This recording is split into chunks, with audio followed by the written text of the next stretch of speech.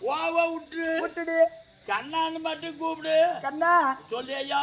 இந்த 10 வருஷ காலமா என் பொண்டாட்டி தொல்லை என்னால தாங்க முடியல கண்ணா.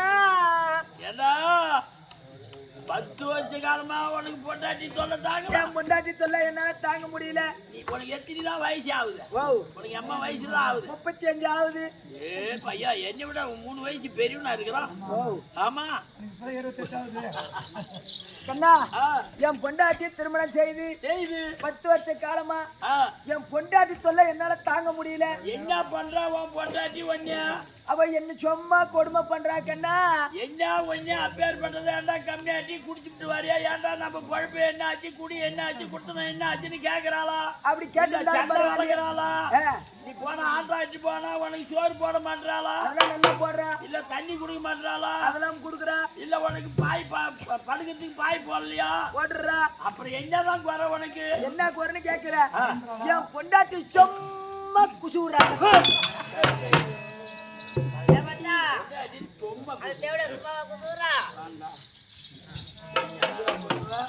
கண்ணா அவ குசு தொல்லை என்னால தாங்க முடியல.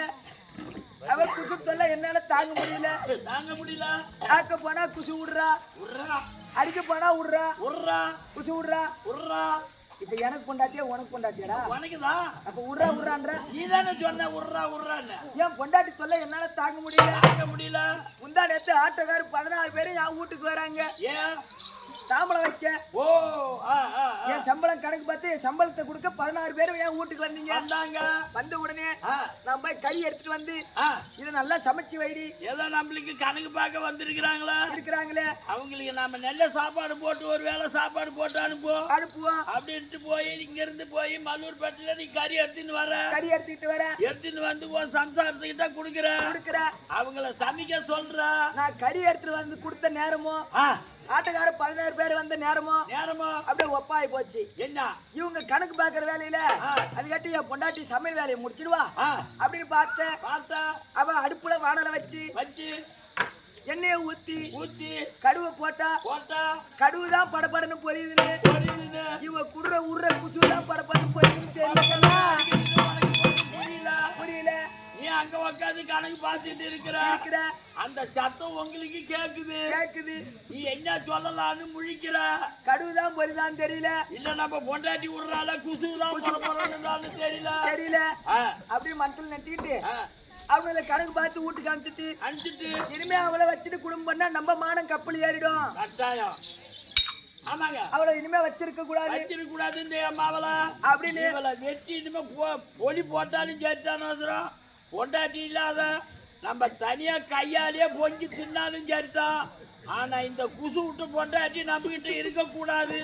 அவளை வெட்டி பழம் நோண்டி போச்சுக்கணும். ஏண்டா உனக்கு அந்த எண்ணம் வந்து வெட்டி போச்சுன்னா எங்க போய் ஜெயில உட்காந்துக்கிட்டானே? ஏயா கையாலே கூட பொங்கி தின்னா போகுது. அப்பேர் பண்ண நம்ம மானம் போய் என்னத்துக்கா குடும்பம் பண்ற? பின்ன எல்லாம் கையில் தாண்டா பொங்குவான், சூத்தாலையா பொங்குவான். அப்படி அவளை வச்சுட்டு குடும்பம் பண்ண கூடாதுன்னு அவளுக்கு டைவர்ஸ் செய்துட்டான். நானு அவளை டைவர்ஸ் செய்துட்டு இங்க இருந்து உலகமா திரியறா. உலகமா திரியறா. இந்த நாடு பூரா சுத்தி வர ஊரா திரியறா. ஏன்னா அவ தொல்லை தாங்க முடியல. இன்னொரு பொண்ணை பார்த்து அந்த பொண்ணை திருமணம் செய்து இந்த பொண்ணை நம்ம வீட்டுல வச்சிருந்தா சுத்தப்படாது. வருவாரு போவாரு, நம்மள மான குறைவா நினைப்பாரு. எதை போவோம். நம்ம இனி இவளை விட்டுட்டு வேற பொண்ணை ஒன்ன பார்த்து நல்ல பொண்ணை பார்த்து கல்யாணம் செய்துக்கணும் அப்படின்னு உனக்கு ஒரு எண்ணம். சொல்லுங்க. ஊரா திரிஞ்சு இந்த தடாகத்துக்கு வந்த உடனே உனக்கு முன்னால உட்கார்ந்து வர நாயா, இந்த ஆயா இருக்கலாம். அந்த ஆயா பார்த்தது தம்பி இதே ஆட்டகா தம்பி ஆட்டங்குது. இந்த வெயில நடந்து வரிய முகத்தை பார்த்தா இப்படி இருக்குது. என்ன சோறு தலையா தெரியுது. என்ன தம்பி உனக்கு விசனம்? என்ன உனக்கு காலம் ஏன் விசனமா வர இம்மாத்திரம் இந்த வெயில்ல வரைய காரணம் என்னப்பா அப்படின்னு அந்த ஆயா கேட்டுருப்பாங்க. அவங்க இடையில நின்று பார்த்தா கூட தெரியும். ஆமா. அப்படி கேட்ட உடனே பாட்டி 10 வருஷ காலமா என் பொண்டாட்டி தொல்லை என்ன தாங்க முடியல. அதனால வேற பொண்ணு பார்த்து கல்யாணம் செய்யலான்னு வந்திருக்கிறேன். அந்த பாட்டிட்டு சொல்றேன். சொன்ன உடனே அந்த பாட்டி வாயில நல்ல வார்த்தை புறப்பட்டது.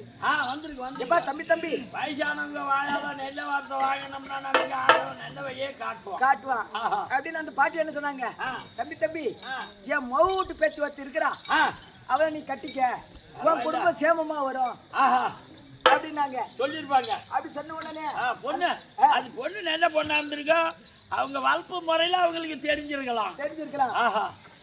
நான் பார்த்தேன், ஏடா முன்னே பங்கு பட்டாளாச்சு நம்ம. ஆமா அப்படின்னு இருந்தாலும் ஒரு வார்த்தை கேட்டுக்கோ அப்படின்னு. ஆமா பாட்டி உன் பேத்தி குசு கிசு எதனா விடுமா, எப்பயாவது குசு விடுவாளா உன் பேத்தி அப்படின்னு நீ போய் அந்த பாட்டியை கேட்டிருப்ப. கேட்ட எப்பா தம்பி தம்பி, உன் பொண்டாட்டியாட்ட என் பேத்தி கிடையாது, என் பேத்தி வருஷத்துல ஒரு குசுதான் விடுவா. பின்ன எம்மா நானும் பூரா ஸ்டாக்ல கிடக்கும் பழகுது அது மாட்டுக்கா. ஆமா வருஷத்துல ஒரு குசுதான் விடுவா. ஆமா அப்படின்னு சொன்னாங்க அந்த பாட்டி. அட தினந்தோறும் குசுல அடிக்கிட்டு நாய வச்சுக்கிட்டு ஏன்னா நாம இந்த குசு நாட்டத்துல பொறுக்க முடியாத நாம அவதி பட்டுக்கிட்டு கிடந்தமே படுத்தாலும் நம்மளுக்கு தூக்கம் வரல. இவ உடுற குசுவால நாம ஏச்சி ஓடுறதா இருக்குது.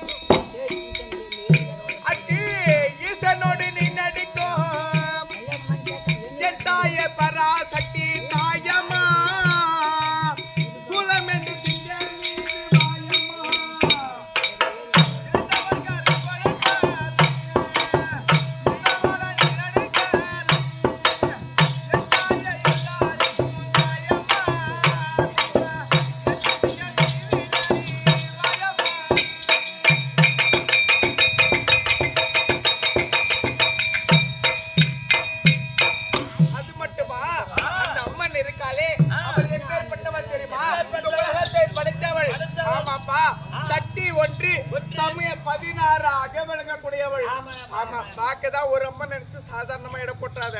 எப்படி தெரியுமா, தேவர்கள் மூவர்களும் அவரை பார்த்து எப்படி அவருக்கு பேரை வைத்தாங்க தெரியுமா?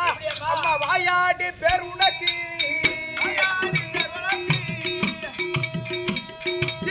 வந்து கூற கீரனுக்கு 1000 டன் புகழ் பேசுவே